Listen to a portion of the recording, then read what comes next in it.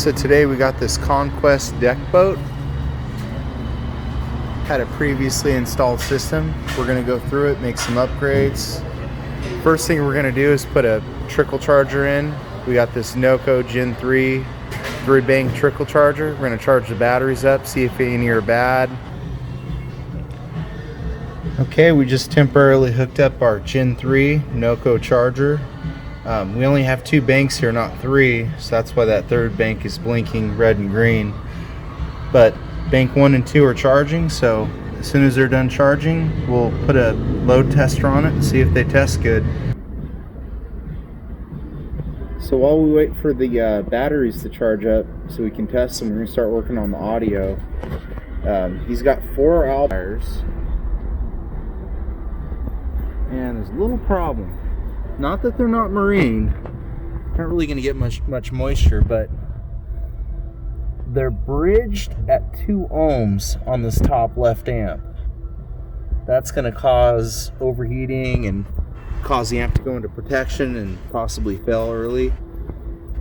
He's got 2 4-channels, 2 mono amps, 4 subwoofers. Now we're gonna have 10 speakers. He had 6 of these Alpines previously. We're gonna take those out, added some speaker locations there, and we're gonna do these kickers that have RGB lights built into them. We're gonna do 10 of them. So what we're gonna do, we're gonna put 1 speaker on each channel of the 2 4-channels. It's gonna make 8 channels. And then 2 of them, we're just gonna power off of the head unit. That way each speaker has its own channel, has a lot less likely chance of overheating, especially when you're out on the lake or river and it's over 100 degrees out. It happens a lot. Guys miswire these amps and it's not good.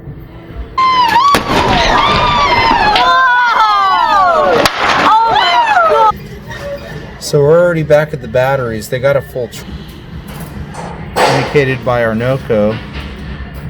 Never mind bank 3. Once again, we don't have a third bank. So now what we're going to do, we're going to load test these batteries. First, unplug the Noco. Make sure the battery is in the off position. That way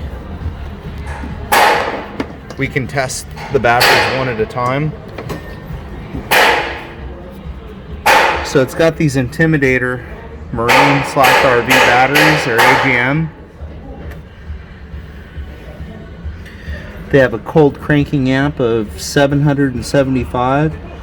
So what we're going to do, we're going to load test it at half its cold cranking rating, which is about somewhere between 350 and 400. So I'm going to use this guy right here.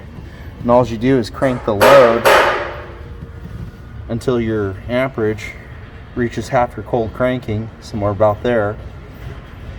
And as you're doing that, watch the voltage and see if it's still good.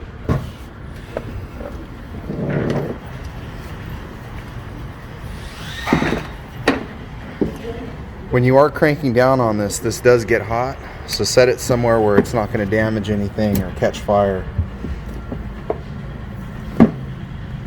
And because of the amperage draw we're asking from these batteries, make sure these clamps are connected well to the battery. Alright, so we can see right there, we're just slightly above 12. We got no load. We're on battery 1. So we're going to attempt to crank it to about 375 to 400. Oh, I'm barely at 100 amps and it's at 6 volts. This battery is bad. Battery 1 is bad. Let's try battery 2. I'm going to switch the negative and the positive because I don't want to rely on... I know the negatives are connected together, but I'd rather get the most accurate reading possible. Okay, well that's starting off a bit higher. That's almost 12. That's actually almost 13. So I'll go ahead and crank this up. Crank up the amperage, and that battery stayed stable to 400 amps. It was still in the green, so battery 2 is good. So we're gonna call the customer and see what options he'd like to go with. So we decided to go ahead and just replace one of the batteries with this Full River Group 24. The cranking amps is lower on this battery, but the amp hour is significantly higher, meaning they'll have longer stereo time with the engine off. So what we're going to do is we're going to dedicate this battery to the stereo system and leave the good battery just for starting. So it's always good to double check things and be very thorough. This battery rack is labeled 1, 2, but if you notice, I have the positive terminal off of the one labeled 2, and I have the battery switch to 2. Stereo is on. So actually isn't bad, because this is the battery that's good. So we're just going to switch brackets, make it less confusing. That way I can let the customer know battery 1 is starting, battery 2 is stereo. So one thing that's really got me uncomfortable is how close the terminals are to the metal bracket. If you tighten down this bracket snug, there's no way it's going to run into it, but if somebody goes to loosen this terminal for some reason and it touches, it might be a problem. So I'd rather try to do something about it now than find out later.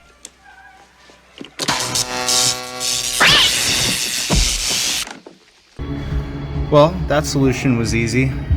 So the post is removable.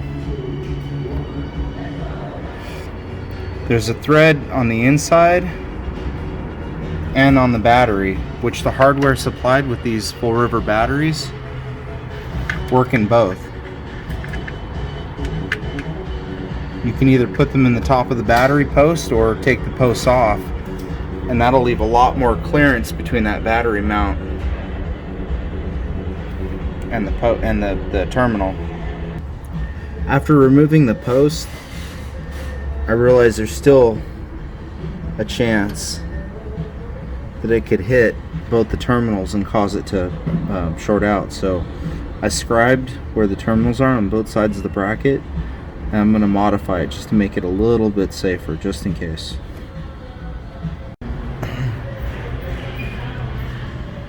So what I'm going to do, I'm going to use this hole saw.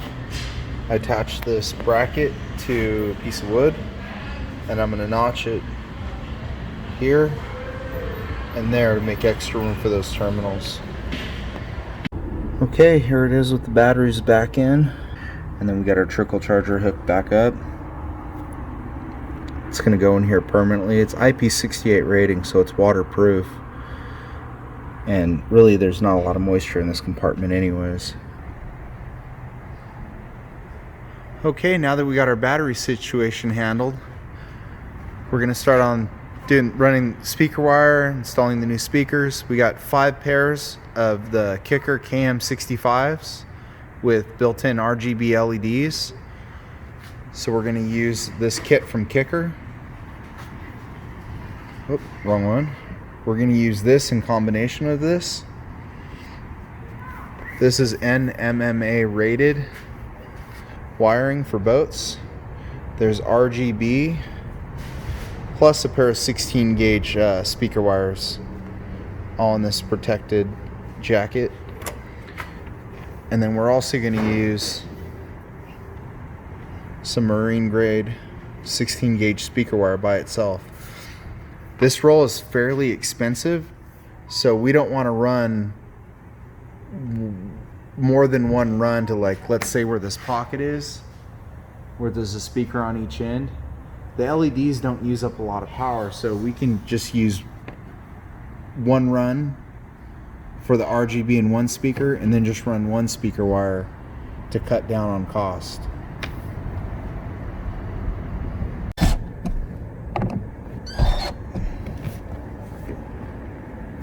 Okay, so now we have this speaker wired and that speaker wired. We have one on a set of RGB, and this is RGB for both.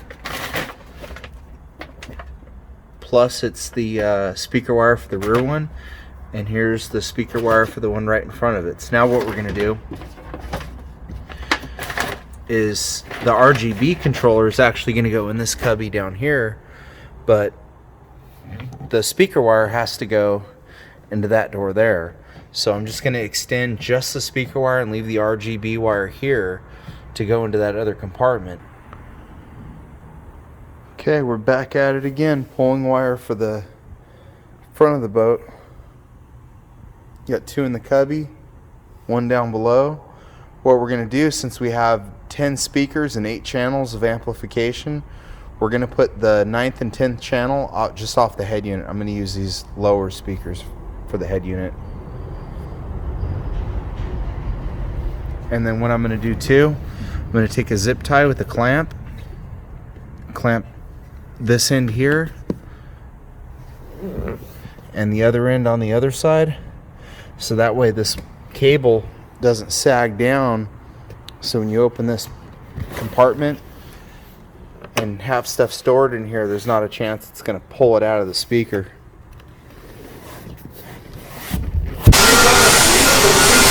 Alright, now we got all our LEDs hooked up. Our kicker RGB controller, all 10 speakers.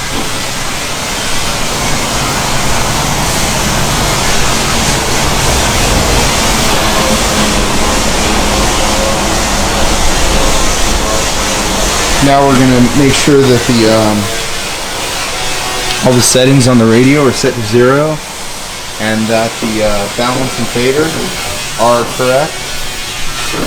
And then we'll look at the amp adjustments, which I haven't even looked at yet, so we'll have to see where those are. Readjust it. Okay, so I see the problem with the bass. These 4 subwoofers are just cut in, and there's quite a bit of gap underneath the seat.